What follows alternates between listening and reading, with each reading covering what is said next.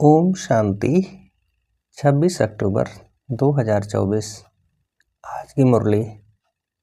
मीठे बच्चे, सर्वशक्तिमान बाप आया है तुम्हें शक्ति देने। जितना याद में रहेंगे उतना शक्ति मिलती रहेगी। प्रश्न: इस ड्रामा में सबसे अच्छे से अच्छा पार्ट तुम बच्चों का है, कैसे? उत्तर: तुम बच्चे ही बेहद के बाप के बनते हो। भगवान टीचर बनकर तुम में ही पढ़ाते हैं तो भाग्यशाली हुए ना। विश्व का मालिक तुम्हारा मेहमान बनकर आया है। वह तुम्हारे सहयोग से विश्व का कल्याण करते हैं। तुम बच्चों ने बुलाया और बाप आया, यही है दो हाथ की ताली। अभी बाप से तुम बच्चों को सारे विश्व पर राज्य करने की शक्ति मिलती है। ओम शांति। मीठे मीठे रूहानी बच्चे रूहानी बाप के सामने बैठे हैं, शिक्षक के सामने भी बैठे हैं और यह भी जानते हैं यह बाबा गुरु के रूप में आए हैं हम बच्चों को ले जाने। बाप भी कहते हैं, हे रूहानी बच्चों, मैं आया हूँ तुमको यहाँ से ले जाने। यह पुरानी दुनिया बन गई है और यह भी जानते हो कि यह दुनिया छीछी है। तुम बच्चे भी छीछी बन गए हो। अपने को आप ही कहते हो पतित पावन बाबा आकर हम पतितों को इस दुख धाम से शांति धाम में ले जाओ। अभी तुम यहाँ बैठे रहते हो तो यह दिल में आना चाहिए। बाप भी कहते हैं, मैं तुम्हारे बुलावे पर निमंत्रण पर आया हूँ। बाप याद दिलाते हैं, बरोबर तुम बुलाते थे ना आओ। अभी तुमको स्मृति आई है, हमने बुलाया है। अब बाबा आए हुए हैं। ड्रामा अनुसार कल पहले मिसल। वो लोग प्लान बनाते हैं ना, यह भी शिव बाबा का प्लान है। इस समय सबके अपने अपने प्लान है ना। 5 वर्ष का प्लान बनाते हैं, उसमें यह करेंगे। बातें देखो कैसे आकर मिलती हैं। आगे यह प्लान आदि नहीं बनाते थे, अभी प्लान बनाते रहते हैं। तुम बच्चे जानते हो हमारे बाबा का प्लान यह है। ड्रामा के प्लान अनुसार 5000 वर्ष पहले मैंने यह प्लान बनाया था। तो मीठे मीठे बच्चे जो यहाँ बहुत दुखी हो गए हो, वेश्यालय में पड़े हो, अब मैं आया हूँ तुमको शिवालय में ले जाने। वह शांति धाम है, निराकारी शिवालय, और सुख धाम है, साकारी शिवालय। तो इस समय बाप तुम बच्चों को रिफ्रेश कर रहे हैं। तुम बाप के सम्मुख बैठे हो ना। बुद्धि में निश्चय तो है बाबा आया हुआ है। बाबा अक्षर बहुत मीठा है, यह भी जानते हो हम आत्माएं उस बाप के बच्चे हैं, फिर पार्ट बजाने के लिए इस बाबा के बनते हैं। कितना समय तुमको लौकिक बाबाएं मिले हैं, सतयुग से लेकर सुख और दुख का पार्ट बजाया है। अभी तुम जानते हो हमारा दुख का पार्ट पूरा होता है, सुख का भी पार्ट पूरा हो 21 जन्म बजाया है, फिर आधा कल्प दुख का पार्ट बजाया। बाबा ने तुमको स्मृति दिलाई है। बाबा पूछते हैं, बरोबर ऐसे है ना। अब फिर तुमको आधा कल्प सुख का पार्ट बजाना है। इस ज्ञान से तुम्हारी आत्मा भरपूर रहती है, फिर खाली हो जाती है, फिर बाप भरपूर करते हैं। तुम्हारे गले में विजय माला पड़ी है, गले में ज्ञान की माला है। बरोबर हम चक्र लगाते रहते हैं, सतयुग, त्रेता, द्वापर, कलयुग। फिर आते हैं इस स्वीट संगम पर, इनको स्वीट कहेंगे। शांति धाम कोई स्वीट नहीं है, सबसे स्वीट है पुरुषोत्तम कल्याणकारी संगम योग।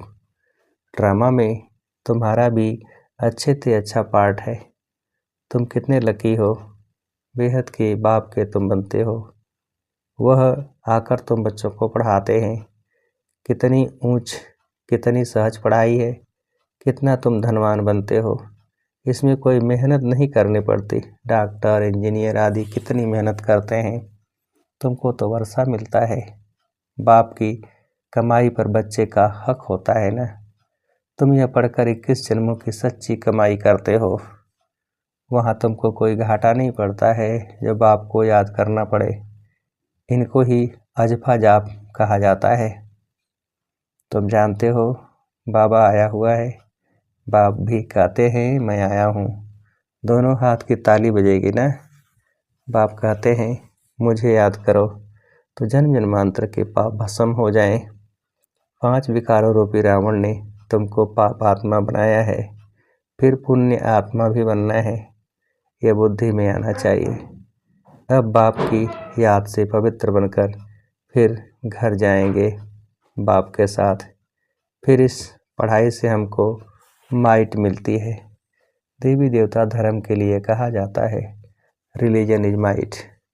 बाप तो है सर्वशक्तिमान, तो बाबा से हमको विश्व में शांति स्थापन करने की ताकत मिलती है। वह बादशाही हमसे कोई छीन न सके, इतनी ताकत मिलती है। राजाओं के हाथ में देखो कितनी ताकत आ जाती है, कितना उनसे डरते हैं। एक राजा की कितनी प्रजा लश्कर आदि होता है, परंतु वह है अल्पकाल की ताकत। यह फिर है 21 जन्मों की ताकत। अभी तुम जानते हो हमको सर्वशक्तिमान बाप से ताकत मिलती है विश्व पर राज्य करने की। लव तो रहता है ना। देवताएं प्रैक्टिकल में नहीं है तो भी कितना लव रहता है। जब सम्मुख होंगे तो प्रजा का कितना लव होगा। याद की यात्रा से यह सब तुम ताकत ले रहे हो। यह बातें बोलो नहीं। याद करते करते तुम बहुत ताकत वाले बन जाते हो। सर्वशक्तिमान और कोई को नहीं कहा जाता। सबको शक्ति मिलती है। इस समय कोई में शक्ति नहीं है, सब तमो प्रधान है। फिर सभी आत्माओं को एक से ही शक्ति मिल जाती है। फिर अपनी राजधानी में आकर अपना अपना पार्ट बजाते हैं। अपना हिसाब किताब चुकतों कर फिर ऐसे ही नंबरवार शक्तिमान बनते हैं। पहले नंबर में है इन देवताओं में शक्ति। यह लक्ष्मी नारायण बरोबर सारे विश्व के मालिक थे ना। तुम्हारी बुद्धि में सारा सृष्टि का चक्र है। जैसे तुम्हारी आत्मा में यह नॉलेज है, वैसे बाबा की आत्मा में भी सारी नॉलेज है। अभी तुमको ज्ञान दे रहे हैं। ड्रामा में पार्ट भरा हुआ है जो रिपीट होता रहता है। फिर वह पार्ट 5000 वर्ष के बाद रिपीट होगा। यह भी तुम बच्चे जानते हो। तुम सतयुग में राज्य करते हो तो बाप रिटायर लाइफ में रहते हैं। फिर कब स्टेज पर आते हैं? जब तुम दुखी होते हो।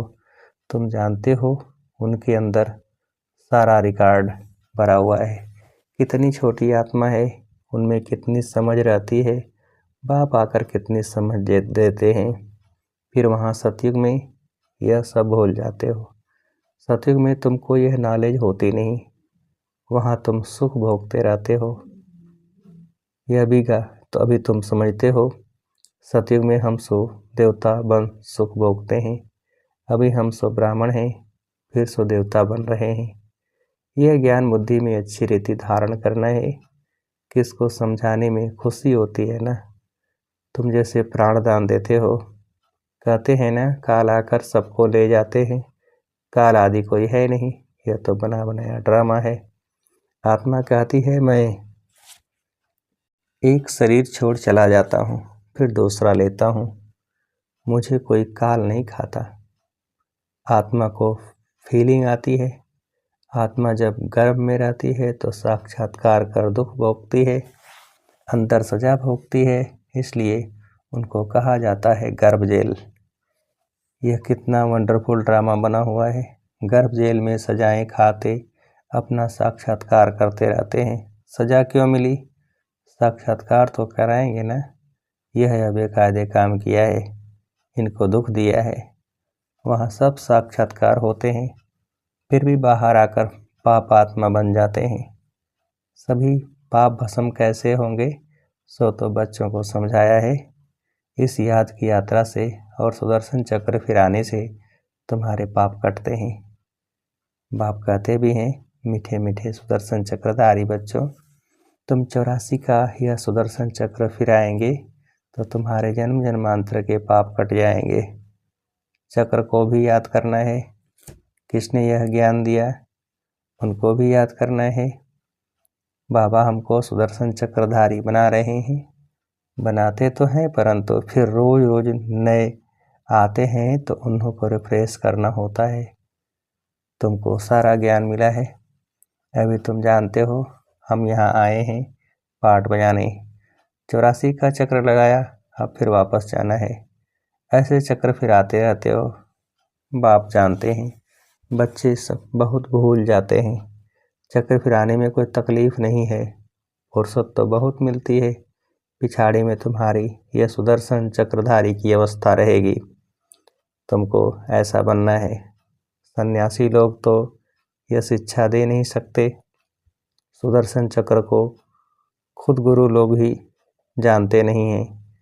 वह तो सिर्फ कहेंगे चलो गंगा जी पर। कितने स्नान करते हैं, बहुत स्नान करने से गुरुओं की आमदनी होती है। घड़ी घड़ी यात्रा पर जाते हैं। अब उस यात्रा और इस यात्रा में फर्क देखो कितना है। यह यात्रा वह सब यात्राएं छुड़ा देती है। यह यात्रा कितनी सहज है। चक्र भी फिराओ, गीत भी है ना, चारों तरफ लगाए फेरे फिर भी हरदम दूर रहे, बेहद के बाप से दूर रहे। यह तुमको महसूसता आती है, वो लोग इस अर्थ को नहीं जानते। अभी तुम जानते हो, बहुत फेरे लगाते रहे। अभी इन फेरों से तुम छूट गए हो। फेरे लगाते कोई नज़दीक नहीं आए तो और दूर ही होते गए हो। अभी ड्रामा प्लान अनुसार बाप को ही आना पड़ता है, सबको साथ ले जाने। बाप कहते हैं मेरी मत पर तुमको चलना ही है, पवित्र बनना है। इस दुनिया को देखते हुए नहीं देखना है। जब तक नया मकान बनकर तैयार हो जाए तब तक पुराने में रहना पड़ता है। बाप संगम पर ही आते हैं वर्षा देने। बेहद के बाप का है बेहद का वर्षा। बच्चे जानते हैं बाप का वर्षा हमारा है, उस खुशी में रहते हैं। अपनी कमाई भी करते हैं और बाप का वर्षा भी मिलता है। तुमको तो वर्षा ही मिलता है, वहाँ तुमको पता नहीं पड़ेगा स्वर्ग का वर्षा हमको कैसे मिला। वहाँ तो तुम्हारी लाइफ बहुत सुखी रहती है, क्योंकि तुम बाप को याद कर माइट लेते हो। पाप काटने वाला पतित पावन एक ही बाप है। बाप को याद करने और सुदर्शन चक्र को फिराने से ही तुम्हारे पाप कटते हैं। यह अच्छी रीति नोट करो। यही समझाना है बस। आगे चल तुमको तीख तीख नहीं करनी पड़ेगी, एक इशारा ही बस है। बेहद के बाप को याद करो तो तुम्हारे पाप कट जाएंगे। तुम नर से नारायण, नारी से लक्ष्मी बनने आते हो, यह तो याद है ना। और कोई भी बुद्धि में यह बात नहीं आती। यहाँ तुम आते हो, बुद्धि में है हम जाते हैं बाप दादा के पास, उनसे नई दुनिया स्वर्ग का वर्षा लेने। बाप कहते हैं सुदर्शन चक्रधारी बनने से तुम्हारे विकर्म विनाश हो जाएंगे। अब जो तुम्हारी जीवन हीरे जैसी बनाते हैं उनको देखो। यह भी तुम समझते हो, इसमें देखने की कोई बात नहीं। यह तुम दिव्य दृष्टि द्वारा जानते हो। आत्मा ही पढ़ती है इस शरीर द्वारा। यह ज्ञान अभी मिला है। हम जो कर्म करते हैं आत्मा ही शरीर लेकर कर्म करती है। बाबा को भी पढ़ाना है, उनका नाम तो सदैव शिव ही है। शरीर के नाम बदलते हैं, यह शरीर तो हमारा नहीं है, यह इनकी मिल्कियत है। शरीर आत्मा की मिल्कियत होती है जिससे पाठ बजाती है। यह तो बिल्कुल सहज समझ की बात है। आत्मा तो सब में है, सबके शरीर का नाम अलग अलग पड़ता है। यह फिर है परम आत्मा, सुप्रीम आत्मा, ऊंच ते ऊंच है। अभी तुम समझते हो भगवान तो एक है, क्रिएटर, बाकी सब हैं रचना पाठ बजाने वाले। यह भी जान गए हो कैसे आत्माएं आती हैं। पहले पहले आदि सनातन देवी देवता धर्म की आत्माएं रहती हैं थोड़ी, फिर पिछाड़ी में लायक बनते हैं पहले आने के लिए। यह सृष्टि चक्र की जैसे माला है जो फिरती रहती है, माला को तुम फिराते हो तो सब दानों का चक्कर फिरता है ना। सतयुग में भक्ति जरा भी नहीं होती।